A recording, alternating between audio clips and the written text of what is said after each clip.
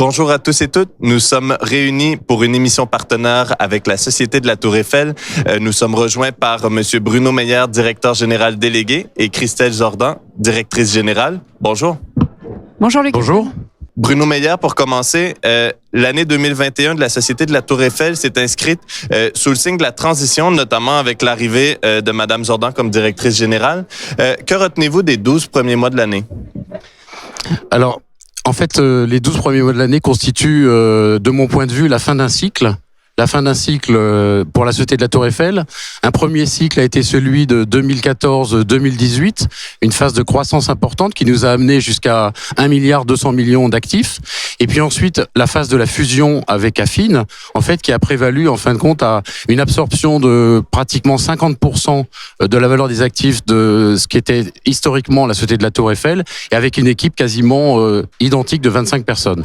Et donc, on est arrivé sur cette phase de 2021 à la fin d'un cycle avec le respect des engagements que nous avions pris début 2019, c'est-à-dire pour l'essentiel, en fait, d'abord la prise de connaissance et l'exécution de la fusion, l'intégration des équipes, l'internalisation de la gestion locative du portefeuille d'Affin qui avait la taille de celle de la Société de la Tour Eiffel, et puis des engagements qui avaient été pris sur le plan de cession qui représentait 200 millions d'actifs, plus de 30 immeubles, et qui ont quasiment atteint leur objectif fin 2021.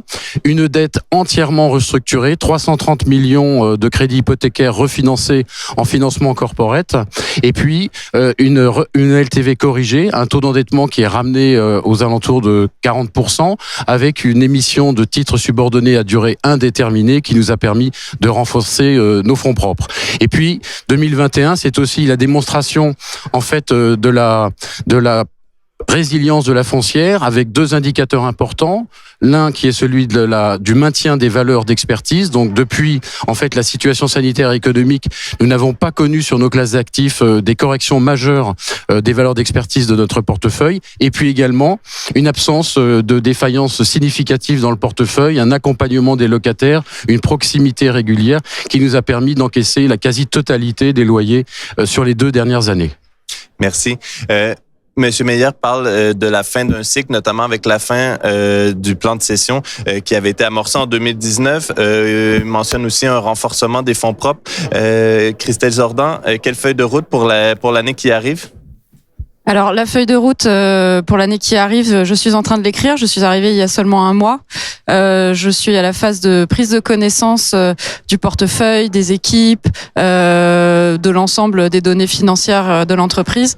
Donc c'est vraiment dans les prochaines semaines, et on est déjà en train de travailler là-dessus avec les équipes, que nous allons écrire la feuille de route, et puis nous la présenterons à nos actionnaires avant de vous la dévoiler, si vous nous le permettez. En revanche, ce qu'on peut vous dire d'ores et déjà, c'est que comme l'a très bien dit Bruno, les fondamentaux de la foncière sont solides.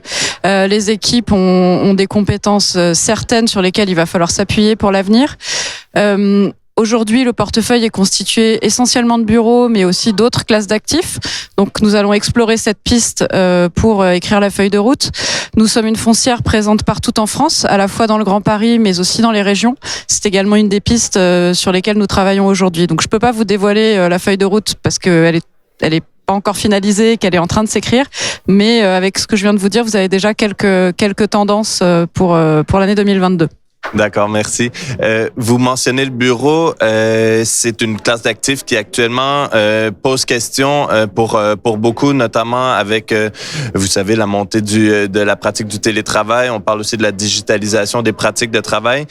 Quelle vision justement de l'espace tertiaire la Société de la Tour Eiffel porte-t-elle pour répondre justement à ces interrogations? Je vois que vous êtes prêt. Je vais prendre la parole en premier. Je laisserai Christelle compléter mes propos.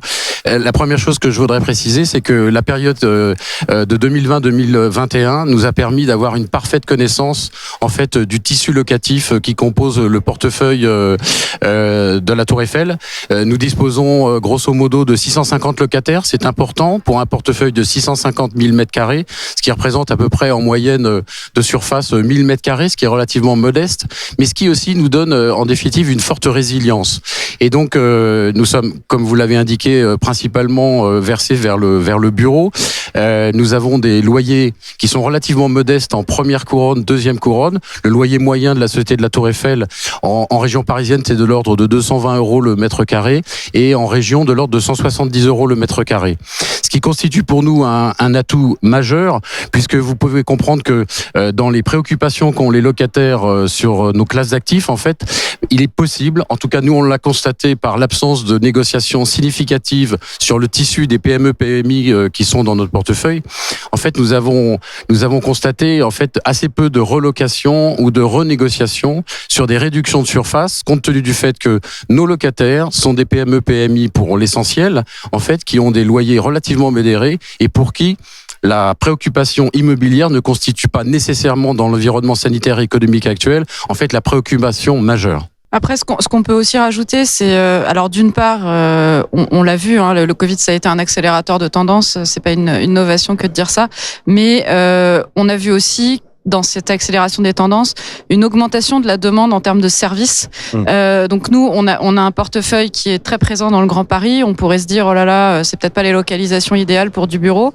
Mais en réalité, comme l'a très bien dit Bruno, d'une part, on a des locataires qui sont plutôt sur des plus petites surfaces que ce qu'on observe dans Paris. Et même pour ceux qui ont des grandes surfaces, en fait, leur demande vis-à-vis de nous, c'est de les aider à faire revenir les gens au bureau.